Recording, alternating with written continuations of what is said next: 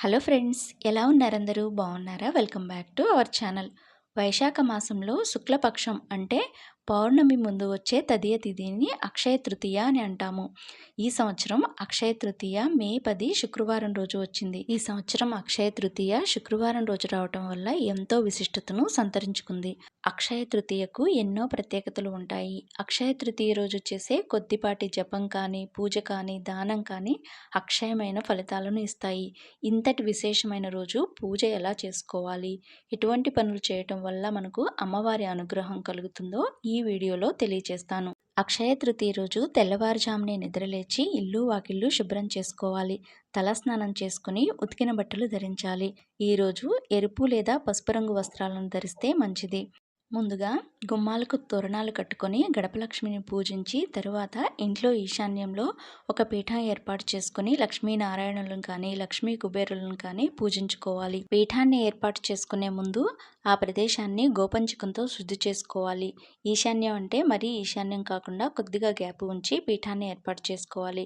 ఇప్పుడు పీఠం మీద ఒక వస్త్రం పరుచుకుని దాని మీద 3 గుప్పెళ్ళు బియ్యం వేసుకుని ఆ బియ్యం మీద కొద్దిగా పసుపు కుంకుమ వేసుకుని అమ్మవారి చిత్రపటాన్ని ఏర్పాటు చేసుకోవాలి. అమ్మవారు అలంకార ప్రియురాలు. మన శక్తి కొలది అమ్మవారిని అందంగా సుగంధభరితమైన పువ్వులతో, గంధం, కుంకుమలతో అలంకరించుకోవాలి. తరువాత అమ్మవారి ముందు నిండుగా పసుపు కుంకుమలను ఏర్పాటు చేసుకోవాలి. ఆ తరువాత పసుపు గణపతిని కానీ లేదా గణపతి విగ్రహాన్ని కానీ పూజలో ఏర్పాటు చేసుకోవాలి. నా దగ్గర ఉన్న స్వామి అమ్మవార్ల విగ్రహాలను కూడా నేను ఈరోజు పూజలో ఏర్పాటు చేసుకుంటున్నాను. ఈరోజు అమ్మవారికి సుగంధభరితమైన యాలకుల మాలను సమర్పిస్తున్నాను. అమ్మవారికి యాలకుల మాలను శుక్రవారం రోజు కానీ లేదా ఇలా విశేషమైన రోజుల్లో కానీ యాలకుల మాలను సమర్పించటం వల్ల ఇంట్లో ఆర్థిక సమస్యలు తొలగిపోతాయి. మనం ప్రతి శుక్రవారం కూడా అమ్మవారికి యాలకుల మాలను సమర్పించవచ్చు. ఈ యాలకుల మాల ఎలా చేసుకోవాలి అనే వీడియో మన ఛానల్లో ఉంది. ఆ వీడియో లింకు డిస్క్రిప్షన్లో ప్రొవైడ్ చేస్తాను. ఎవరైనా ఇంట్రెస్ట్ ఉంటే తప్పకుండా ఒకసారి చెక్ చేయండి. తరువాత నేను నా దగ్గర ఉన్న గజేంద్రులను స్వామి అమ్మవార్లకు ఇరువైపులా ఏర్పాటు చేసుకున్నాను. ఈరోజు పూజలో మనం కలశాన్ని ఏర్పాటు చేసుకోవచ్చు. ఒకవేళ కలశం వద్దు అని అనుకుంటే ఒక రాగి చెంబులో నీళ్లు తీసుకొని ఆ నీటిలో కొద్దిగా పసుపు, కుంకుమ, అక్షంతులు, కొంచెం పచ్చకర్పూరం ఇంకా జవ్వాదు వేసుకొని ఒక పుష్పాన్ని కూడా వేసుకొని పూజలో ఏర్పాటు చేసుకోవచ్చు. ఈ విధంగా రాగి చెంబులో నీరు ఏర్పాటు చేసుకోవటం వల్ల మన ఇంట్లోకి పాజిటివ్ ఎనర్జీ వస్తుంది. శివుని అనుగ్రహంతో కుబేరుడు లక్ష్మీదేవిని పూజించి ఈ అక్షయ తృతీయ రోజే సంపదలకు రక్షకుడిగా నియమింపబడ్డాడట. అందుకే ఈరోజు లక్ష్మీ కుబేరులను పూజించుకోవాలి. కుబేర యంత్రాన్ని కూడా ఈరోజు పూజలో ఏర్పాటు చేసుకోవచ్చు. ఇంకా ఈరోజు విశేషంగా కుబేర దీపాలను వెలిగించుకుంటే చాలా మంచిది. అక్షయ తృతీయ రోజు మనం పూజలో కామాక్షి దీపాన్ని, ఐశ్వర్య దీపాన్ని ఇంకా కుబేర కుంచములను కూడా ఏర్పాటు చేసుకోవాలి. కామాక్షి దీపం, కుబేర కుంచం ఇంకా ఐశ్వర్య దీపములను మొదటిసారిగా పూజలో ఏర్పాటు చేసుకోవాలి అని అనుకునే వాళ్ళు అక్షయ తృతీయ రోజు ఏర్పాటు చేసుకుంటే చాలా మంచిది. ఇవన్నీ మొదటిసారి పూజలో ఎలా ఏర్పాటు చేసుకోవాలి అనే వీడియోలు మన ఛానల్లో ఉన్నాయి. ఎవరైనా ఇంట్రెస్ట్ ఉంటే వాటి లింక్స్ డిస్క్రిప్షన్లో ప్రొవైడ్ చేస్తాను. ఒకసారి తప్పకుండా చెక్ చేయండి. ఈరోజు నేను విశేషంగా కుబేర వత్తులతో కుబేర దీపాలను వెలిగించాలి అని అనుకుంటున్నాను. వీటిని ఎలా చేసుకున్నాను అంటే ఒక ప్లేట్లో కుబేర కుంకుమ తీసుకుని దానిలో కొద్దిగా నువ్వుల నూనె వేసుకొని కుంకుమను నువ్వుల నూనెలో మిక్స్ చేసి ఆ నూనెలో ఒత్తులు వేసి పూజకు ముందే నానబెట్టుకున్నాను అనమాట. ఈ విధంగా కుబేర ఒత్తులు మీరు కూడా ఇంట్లో సింపుల్గా తయారు చేసుకోవచ్చు. ఈరోజు కుబేర ఒత్తులతో దీపారాధన చేస్తే చాలా మంచిది. అక్షయ తృతీయ రోజే ఆ శ్రీ మహాలక్ష్మిని ఆ శ్రీ మహావిష్ణువు వివాహం చేసుకున్నాడట. అందువల్లే ఈరోజు బంగారం కొనుక్కొని శ్రీ మహాలక్ష్మీదేవికి అలంకరించి పూజిస్తే మన ఇంటికి ఎప్పుడూ అక్షయంగా బంగారం వస్తూనే ఉంటుందని నమ్ముతాము. అయితే బంగారమే కొనుక్కోవాలని ఏమీ నియమం లేదు.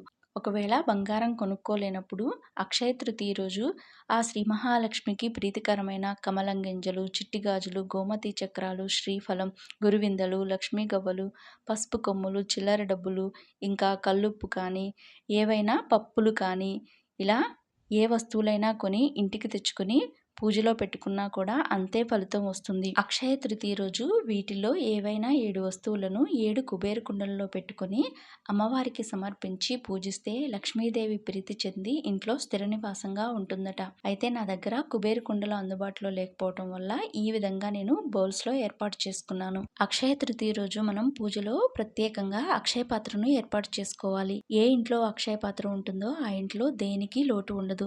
అటువంటి ఈ అక్షయ పాత్రను అక్షయ తృతీయ రోజు పూజలో ఎలా ఏర్పాటు చేసుకోవాలి, ఒకవేళ ఆ రోజు కుదరకపోతే మళ్ళీ ఏ రోజు ఏర్పాటు చేసుకోవాలి అనే పూర్తి వివరాలతో మన ఛానల్లో వీడియో అప్లోడ్ చేశాను. ఇంట్రెస్ట్ ఉన్న వాళ్ళు వీడియో లింక్ డిస్క్రిప్షన్లో ప్రొవైడ్ చేస్తాను, తప్పకుండా చెక్ చేయండి. ఈ విధంగా పూజలో అన్నీ ఏర్పాటు చేసుకున్న తర్వాత అగరబత్తితో కానీ ఏకహారతితో కానీ దీపారాధన చేసుకోవాలి. దీపలక్ష్మికి అక్షంతలు పువ్వులు సమర్పించి నమస్కారం చేసుకోవాలి. ముందుగా విఘ్నేశ్వరుని ప్రార్థించి తరువాత లక్ష్మీనారాయణులను పూజించాలి. ముందుగా స్వామి అమ్మవార్లకు ధూపం వేసుకుని కుదిరితే షోడశోపచార పూజ చేసుకోవచ్చు. కుదరకపోతే ధూపం, దీపం, నైవేద్యం, తాంబూలం ఇంకా కర్పూర హారతి ఇచ్చి పంచోపచార పూజను చేసుకోవచ్చు. ఈరోజు నేను అమ్మవారి అష్టోత్తరాన్ని బంగారు పుష్పాలతో చదువుకున్నాను. అక్షయ తృతీయ రోజు కుబేర కుంకుమతో కుబేరునికి అష్టోత్తరం చదువుకొని ఆ కుంకుమను మనం తర్వాత రోజు ధరిస్తే మనకు శత్రునాశనం కలుగుతుంది. ఇంకా మనం అనుకున్న పనుల్లో విజయం సాధిస్తాము. ఈరోజు మనం అమ్మవారికి పాయసాన్ని కానీ లేదా పాలతో చేసిన ఏదైనా తీపి పదార్థాన్ని నైవేద్యంగా నివేదించుకోవచ్చు. అమ్మవారికి లలితా సహస్రంలో పాయసాన్న ప్రియ అనే ఒక నామం ఉంటుంది. అమ్మవారికి పాయసం అంటే అంత ప్రీతికరము. అమ్మవారికి తాంబూలం సమర్పించి పచ్చకర్పూరంతో హారతి ఇవ్వాలి. ఈరోజు నేను అమ్మవారికి విశేషంగా ముత్యాల హారతిని సమర్పించాను. ఈ విధంగా అమ్మవారికి ముత్యాల హారతి సమర్పించడం వల్ల ఇంట్లో మానసిక ప్రశాంతత కలిగి అంతా మంచి చేకూరుతుంది. అక్షయ తృతీయ రోజు మనం ఏ పని చేస్తే ఆ పని అక్షయం అవుతుందని ఇందాక చెప్పుకున్నాం కదా. అదేవిధంగా మనం చేసే దాన ధర్మాలు కూడా అక్షయమైన పుణ్యాన్ని ఇస్తాయి. అందువల్లనే ఈరోజు మన శక్తి కొలది అన్నదానం, వస్త్రదానం, ధనం కానీ లేదా చెప్పులు, గొడుగు ఇలా మనకు ఏది వీలైతే అది దానం చేసుకోవచ్చు. అక్షయ తృతీయకు ఎన్నో విశిష్టతలు ఉన్నాయి. అక్షయ తృతీయ రోజే పరశురాముడు జన్మించాడు. అక్షయ తృతీయ రోజే పవిత్రమైన గంగానది భూమిని తాకింది.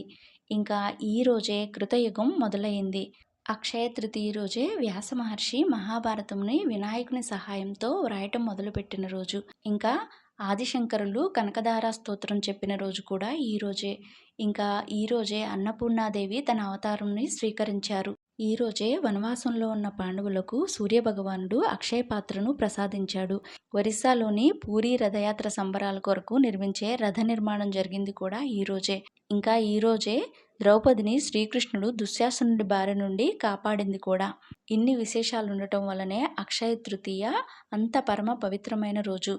ఈరోజు ఎటువంటి రాహుకాలాలు, దుర్ముహూర్తాలు ఉండవు. ప్రతి నిమిషం కూడా సుముహూర్తమే. ఇక ఇది ఇవాల్టి వ్లాగ్ ఫ్రెండ్స్. మీ అందరికీ నచ్చిందని అనుకుంటున్నాను. నచ్చితే లైక్ చేసి మీ ఫ్రెండ్స్తో తప్పకుండా షేర్ చేయండి. ఇంకా కొత్తగా మన ఛానల్ చూస్తున్న వాళ్ళు సబ్స్క్రైబ్ చేసి పక్కనే ఉన్న బెల్ ఐకాన్ ప్రెస్ చేయడం మర్చిపోకండి. మళ్ళీ మరొక మంచి వ్లాగ్లో కలుసుకునేంత వరకు లోకా సమస్తా సుఖినో భవంతు.